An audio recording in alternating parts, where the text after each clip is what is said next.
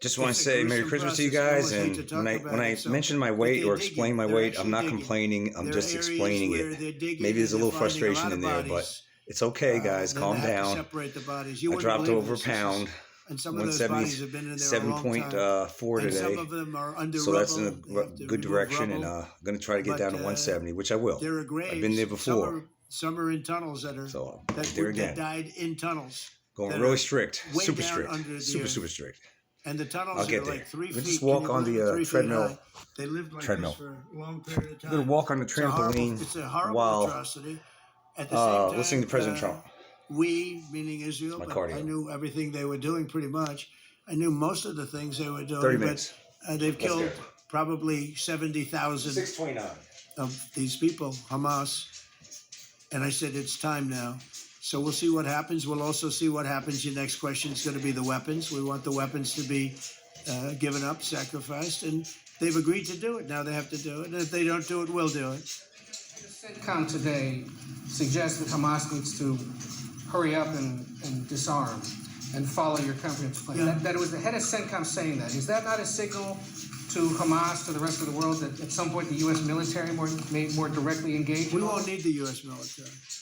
We won't need it. We're gonna need because we're very much involved in it. If we weren't involved, there wouldn't be peace. If we didn't destroy the nuclear capability of Iran, that deal would have never happened for two reasons. The Arab nations would not have felt bold enough to do it because you have a very powerful, at that time, Iran is not powerful anymore, between what Israel and us did. Because, the attack was, if you look at it, we helped them very much. They will be the first to tell you, including shooting down thousands of drones that were coming into Israel. We shot them down.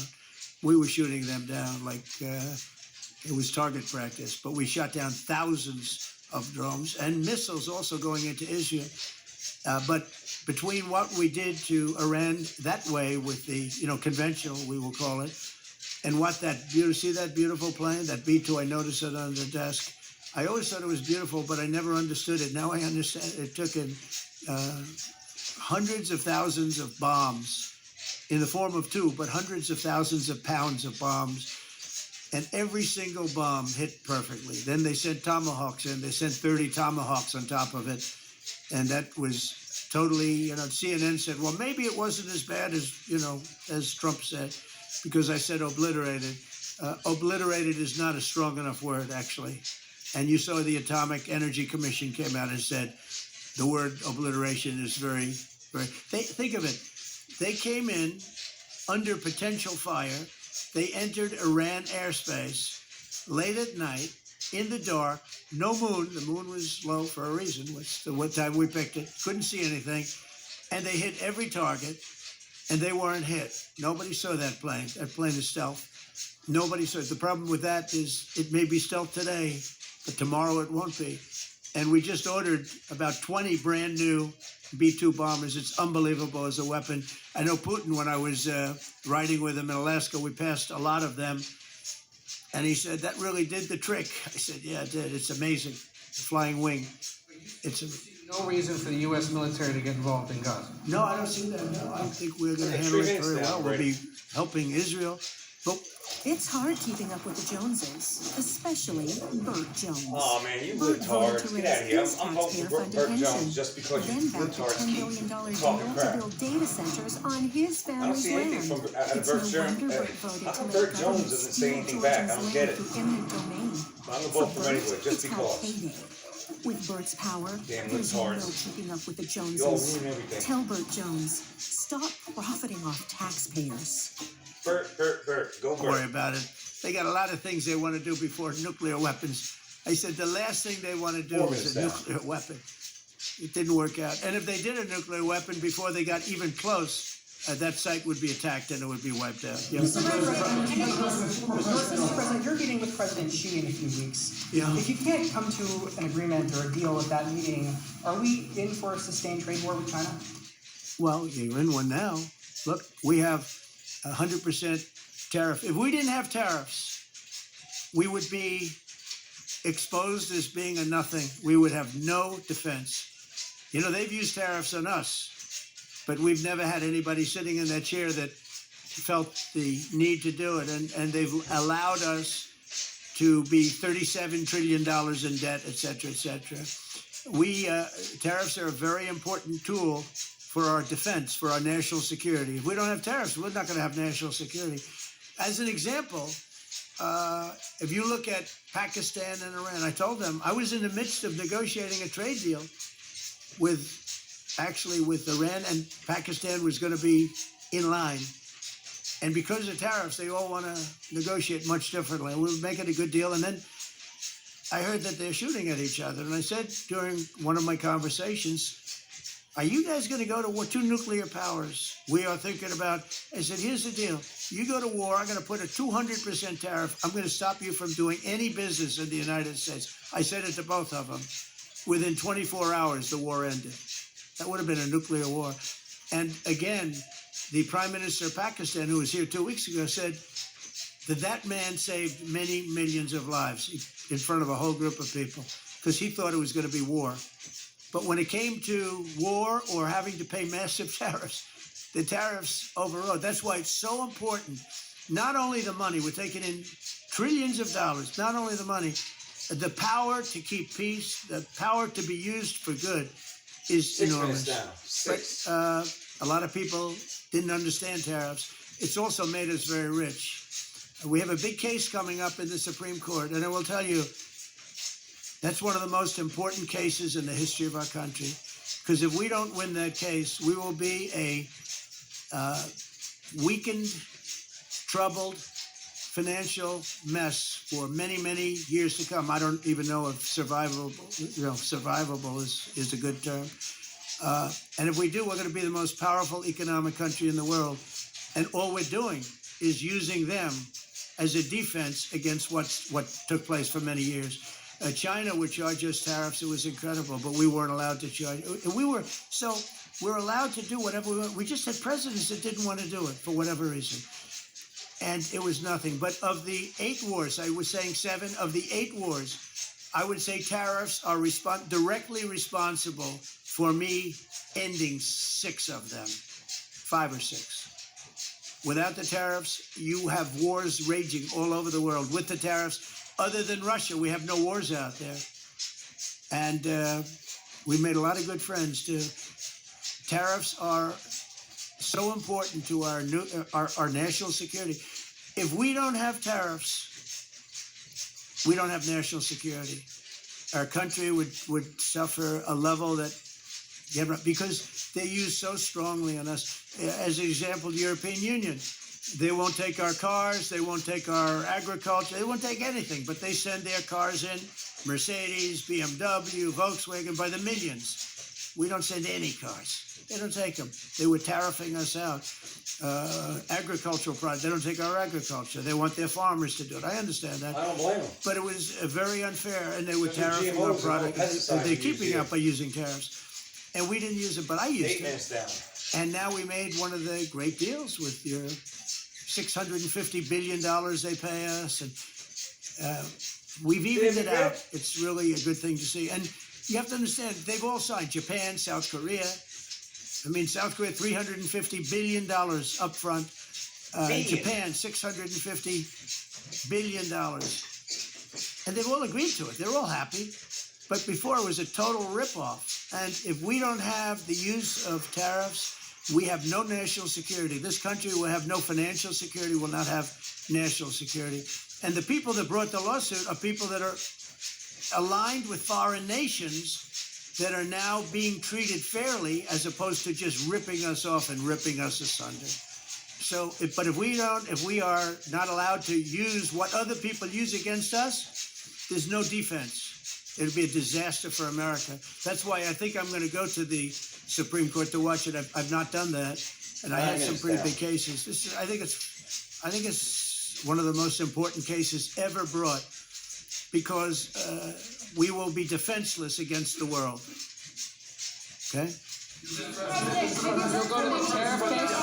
you have one? Yes, please. Thank you, Mr. President. I want to ask you about the Georgia Senate race. I know it's very early, but there's several Republicans in that field that are vying for your endorsement. A lot of good people in that field. Yes. I know all of them.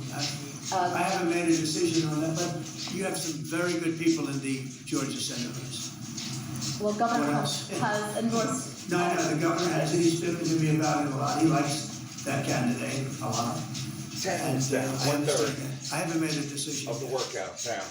But I'm following that race very carefully. I think it's very important for Georgia to get a real senator, because the senator they have now is a horrible senator. He allows all the crime, all the borders. You have open borders. I mean, his whole philosophy is a disaster. That's not representative of the people of Georgia. I know the people of Georgia. I won Georgia 3 times, but they say twice. Okay, I won it very big the last time, and I won it big the first time, and I won it big the second time. But we had criminals that didn't allow. I mean, I hope they're going to go into that. I hope they go into the votes which are being stored in Fulton County and take a real look at those votes, okay? Because I won it the second time too. But I know Georgia very well. I love Georgia. Those people are great, and they deserve a good senator, because the man they have now is a weak, ineffective person.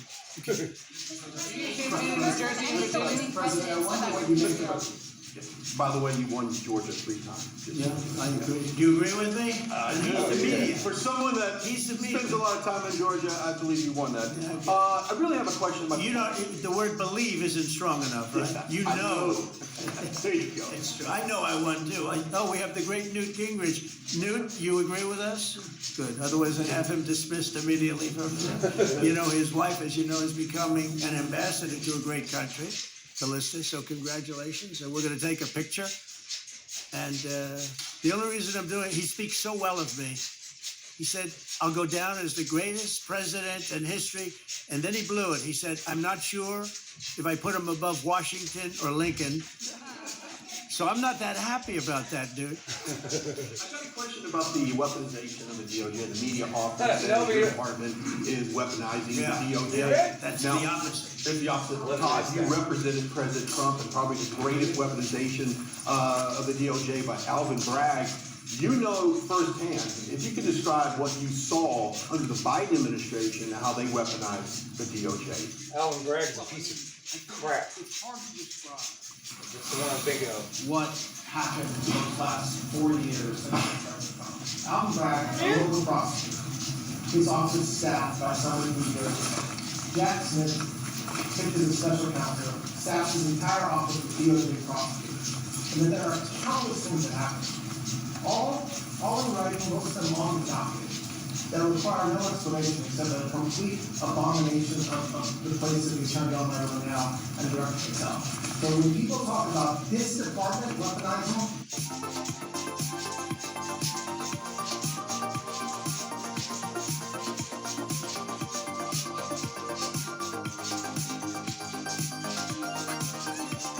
Damn commercial shit.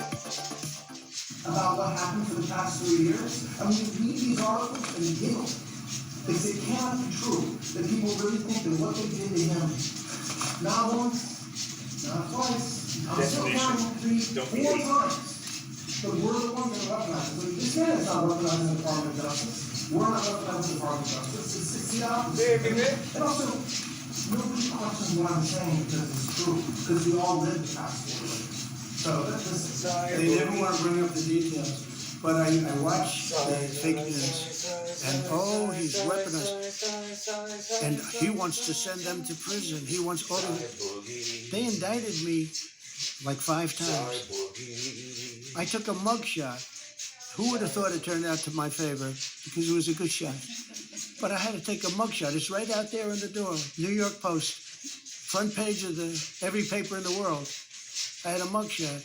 They wanted to send me. Nobody says that.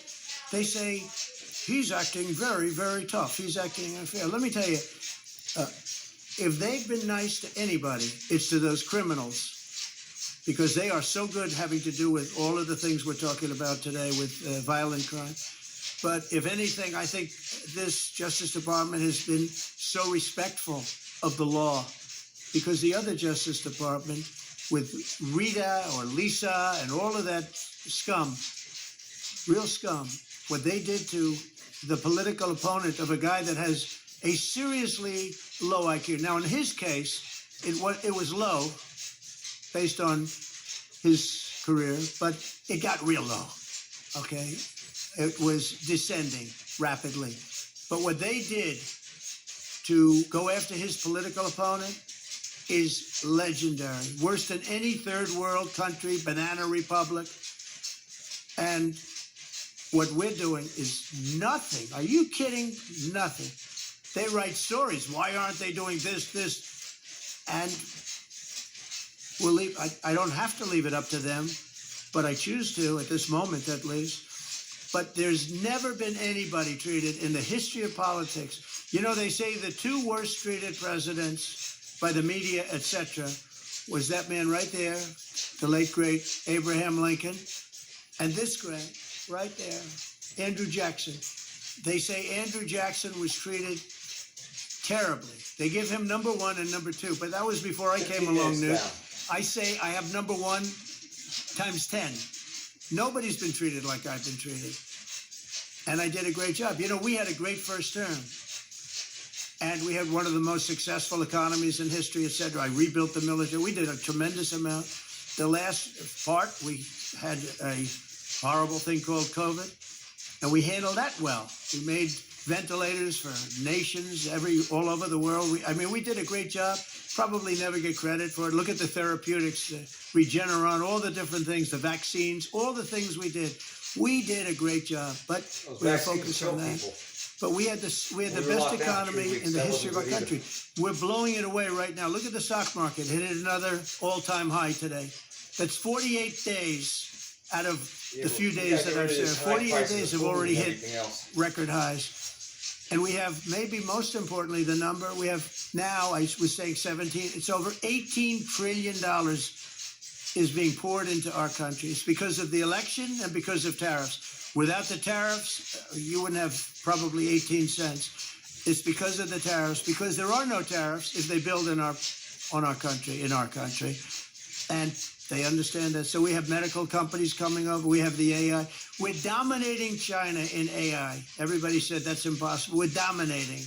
I'm letting these massive plants build their own electric generating plants. They're becoming utilities in addition to everything. Maybe they'll make more money with that. Who knows? But they're building their own electric because we have an old grid. You wouldn't be able to do that. And we're dominating China. We're dominating with AI, which seems to be the new big thing. That's the new internet. That's the new whatever. So we're very happy with the job we're doing. I'm very happy with the job they're doing. But when you tell me about attacking a political opponent, there's never been, and I'm a legitimate opponent. I watched my son. He's got the #1 best-selling book now. My son, Eric, is a wonderful kid. That guy spent so much time with subpoenas. He got more subpoenas than anybody in the history of our country. Think of it. And he's an innocent, good boy. He's a good kid. He's always been a good kid. All of my children are good. They went through hell. My children went through federal grand juries on a hoax. Think of it. You have Adam Schiff and Hillary Clinton and others make up a hoax and then wanting to put, so they know it's a hoax, and they go before the press, say Donald Trump Jr. will go to jail because of what he's done with Russia. I'll never forget, I get a call from my son, Don, and he said, Dad, I'm being accused of something with Russia. I don't know anything about Russia. He didn't know anything about it. Think of it, how bad they are. They say he'll go to prison for the rest of his life. He knew nothing about it. On a hoax, the Russian hoax, Russia hoax, on a story that they made up. And they made it up in order to explain why Hillary Clinton lost an election that she lost by pretty good numbers. The second one, actually the second one was even better, but the third one, this one was too big to rig. It was just too big to rig. They would have rigged. They tried to rig it. But think of it. They want to send my children to jail, but they were after Don in particular. I'll never forget Adam Shifty Schiff, a total crooked guy, lying in Congress, making up a phone conversation that I have with you. Totally made up. Then when he heard it was taped, he wanted to disappear. And Nancy Pelosi went crazy because they wanted to impeach me based on the conversation that was made up. When they heard the tape, everybody, I won it unanimously in the Republican Party. I got every single vote, something that never happens, and I beat it. But think of it, they want to put my son in jail for something that they made up. So they know they made it up. And they say he will serve the rest of his life in prison. These are sick, bad people. And don't tell me about us going after them. If anything, we've been very, very soft. I wouldn't be that soft, I'll tell you that. Thank you very much, everybody. Let's talk. Thank you very much. Well, thank you very much, everybody. It's great to be in this beautiful Oval Office. We never looked so nice. We're getting great compliments, and you see outside how that's come out. It's been great. We make a lot of improvements to the White House, and we're doing that. One of the things you should be looking at is the Palm Court, because that's been totally redone. So we like to preserve and make better the White House, and that's really what's happened, and we're getting tremendous reviews, and we appreciate it. But we're here for a different reason. It's called Operation Summer Heat, which is an appropriate term in light of what we're doing. And early yesterday morning, I returned from the Middle East, where we celebrated a historic agreement to end years of suffering and conflict. Amazing. Every country came together. Even the enemies came out and totally endorsed it. Everybody, I've never seen anything like it. Nobody's seen anything like it. And just as we are forging peace and stability abroad, we're also restoring peace and safety and stability at home. And you see that in Washington, D.C., maybe better than any place, because we got there, and within 12 days it was very good. And within 30 days, it's been as safe as any city in the country. It's been great. Took out 1,700 people, got them out. These are career criminals in many cases, and people that shouldn't have been allowed in by the Biden administration. Historically, the summer months have been a time when violent crime soar, as you know, but not under President. The Whataburger Buffalo Ranch Chicken Strip Sandwich is back. More chicken strips, Monterey Jack, buffalo, and ranch saucy goodness. We had to go wide to fit it all in. That might be too far. There you go. The Buffalo Ranch Chicken Strip Sandwich, only at Whataburger. Past few months, FBI officers in all 50 states made crushing violent crime a top enforcement priority. That's what they did, rounding up and arresting thousands of the most violent and dangerous criminals. And these are among the most dangerous and violent people in the world. They were allowed, in many cases, not in all cases, but in many cases, they were allowed in by a very foolish, actually stupid, open border policy. Just anybody could have come in.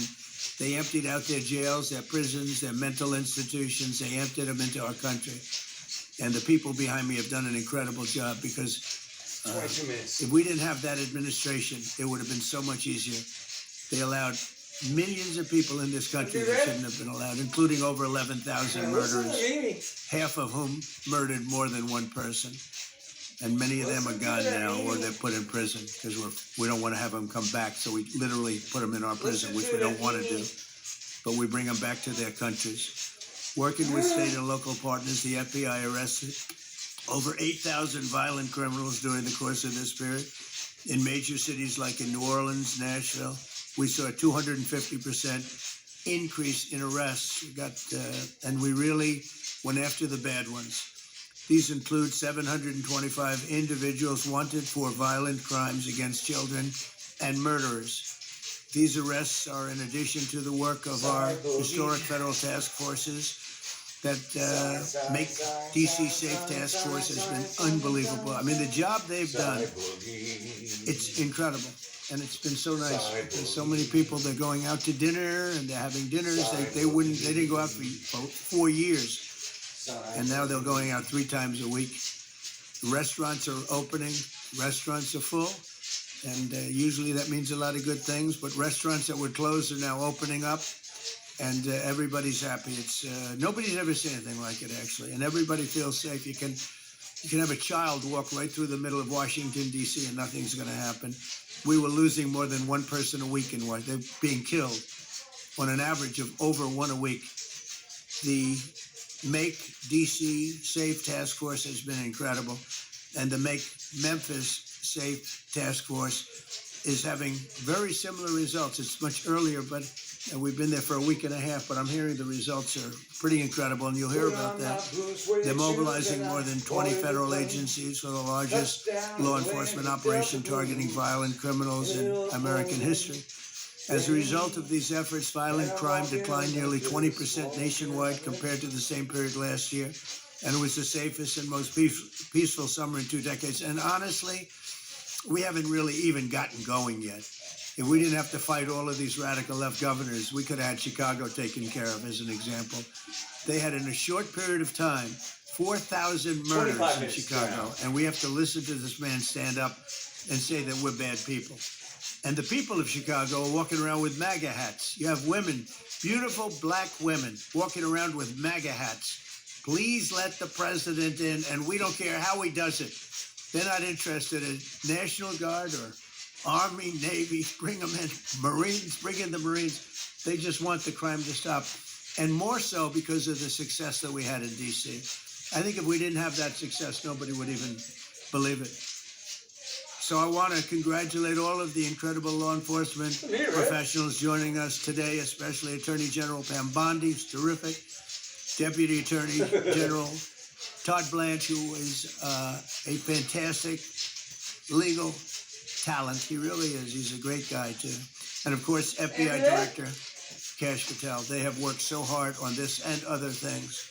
Since the start of the administration, the FBI has arrested over 23,000 violent criminals, more than double the number arrested in the final year of the Biden disaster. The FBI has also destroyed or severely disrupted more than 170 organized criminal enterprises and gangs, 1,600 of the most violent gangs, and confiscated over 6,000 illegal firearms. And they've tracked down and arrested 4 fugitives on the most wanted list. 4 of the most wanted. Actually, 2 of them were the most wanted fugitives in the world. There's still much more work to be done, which is why the FBI continues to work alongside the Department of Justice, the Department of Homeland Security, and the Department of War to defend. And Pete Hegseth has been fantastic, by the way, on this too, on other things, but on this too. To defend law and order and combat violent crime, arrest illegal aliens, and make American cities the safest in the world. And when I campaigned, I talked about crime, but I never knew that we were going to get into it like we did. You know, I mean, I used to watch these cities with the murders. Chicago recently had one deal where they had 11 murders in one weekend, and they said, well, yeah, but it was a holiday weekend. They actually told me that was the reason. Like it was okay because it was a holiday. It was Labor Day. These people are the worst. They really have to. You better. I tell you what, the people in Chicago and the people in places like that can be fixed. At some point, it gets to where you can't fix it anymore. It's too far gone. And we have some cities like that. But these are great cities that can be fixed. I'm going to be strongly recommending, at the request of government officials, which is always nice, that you start looking at San Francisco. I think we can make San Francisco. There's one of our great cities 10 years ago, 15 years ago, and now it's a mess. And we have great support in San Francisco, so I'd like to recommend that for inclusion, maybe in your next group. You get great support. Every American deserves to live in a community where they're not afraid of being mugged, murdered, robbed, raped, assaulted, or shot. And that's exactly what our administration is working to deliver.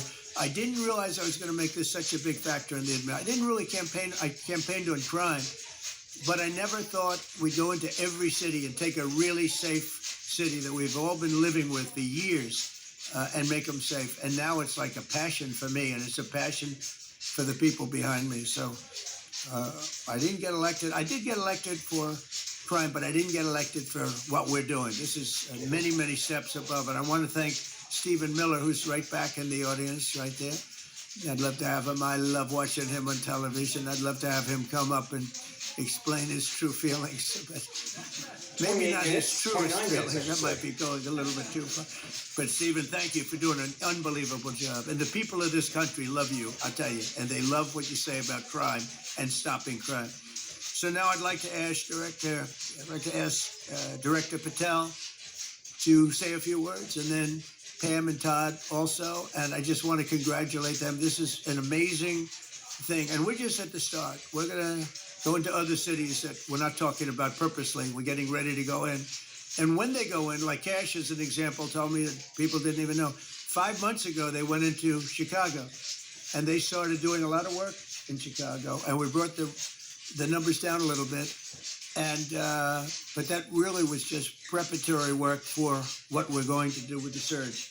We're going to have a surge of strong, good people, patriots, and they're going to go in, they straighten it all out. So a lot of these cities we're already working on, but we don't do it with a big flavor. But in a little while, you're going to see some numbers that you're not going to believe. And I think you'll probably start with Memphis because I'm hearing the numbers are much quicker than we even thought Power possible. sculpt, Laura's body sculpt, again, I should DC say. is 20 minutes. Haven't done this in years. Chicago is going to and be it's hard. okay. We're going to save It's coming Chicago. up. And I Don't told be hating you, out I there. told them, a All very right? respected man, the head of the Union Pacific, said,